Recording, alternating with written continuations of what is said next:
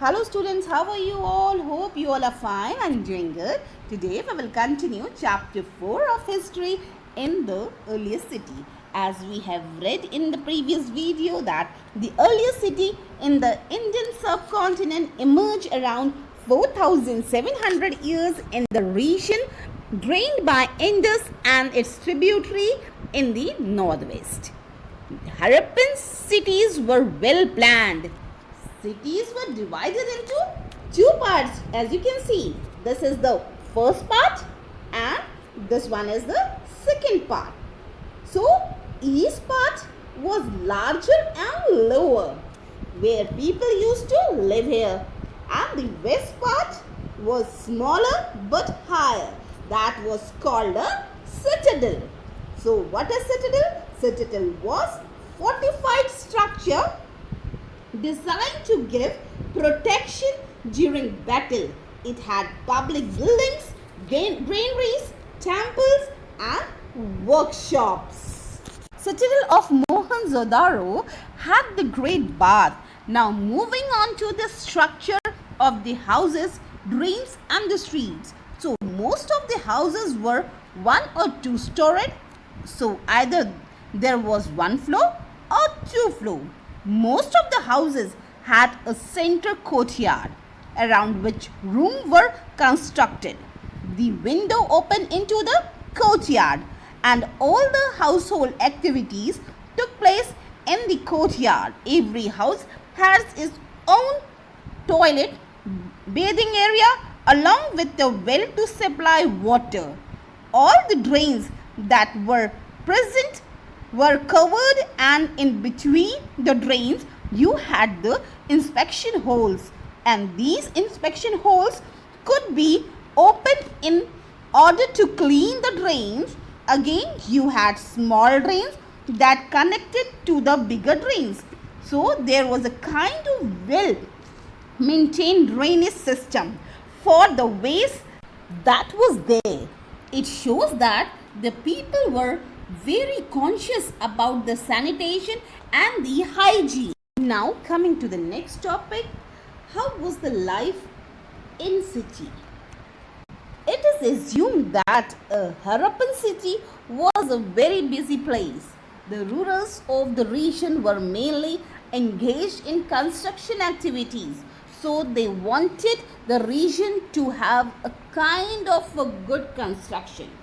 It is likely that the rulers sent the people to the distant lands to get metals like gold, silver, precious stones and other valuable objects.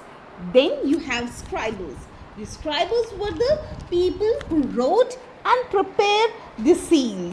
However, it has not yet been deciphered and remain a mystery till today.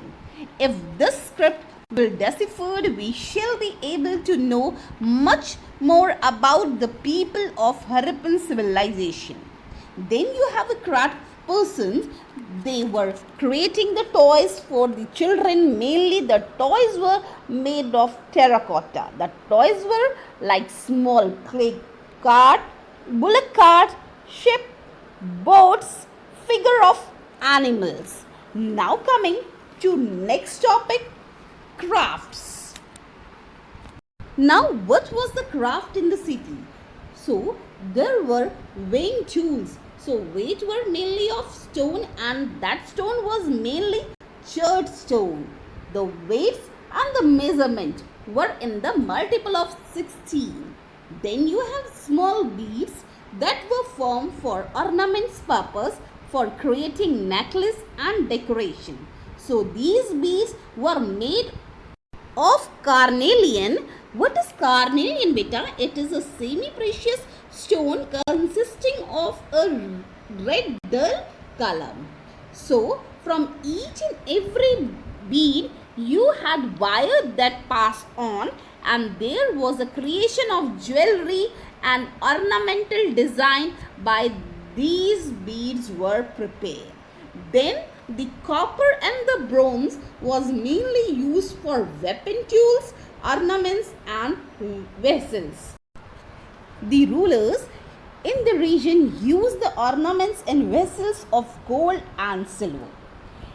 There were seals of stones that were used, which were rectangular and usually had carving of animals which were done on the seal. Now again they used seals for packing. So you had, let's say, an envelope, and that envelope you marked up with the seals.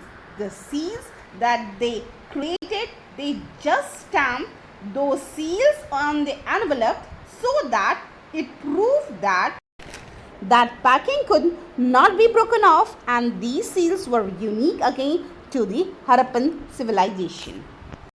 The Harappans also made pots with beautiful black designs.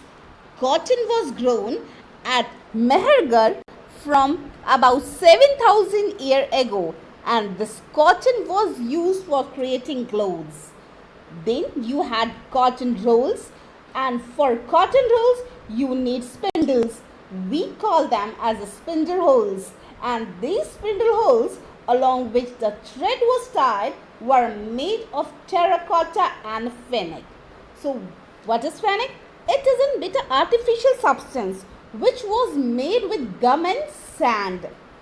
It is available in many colors, and this was used for making beads, bangles, earrings. Again, they are used as holes around which you have thread which were woven. Now you will think how we get to know about the cotton. Actually, piece of cloth were found attached to the lid of a silver vase and some copper objects at Mohenjo-daro. Better, there were specialist people. Some were specialists in cutting the stone, some were specialists in polishing the beads, and some were specialists in carving the seals. As you can see how well the face is carved and how carefully the beard is shown. This must have been the work of an expert craft person. Not everyone could have been a specialist. We also don't know whether only men were specialists or only the women were specialists. Maybe some women and men both have been specialists. Coming to our next topic, in search of raw material.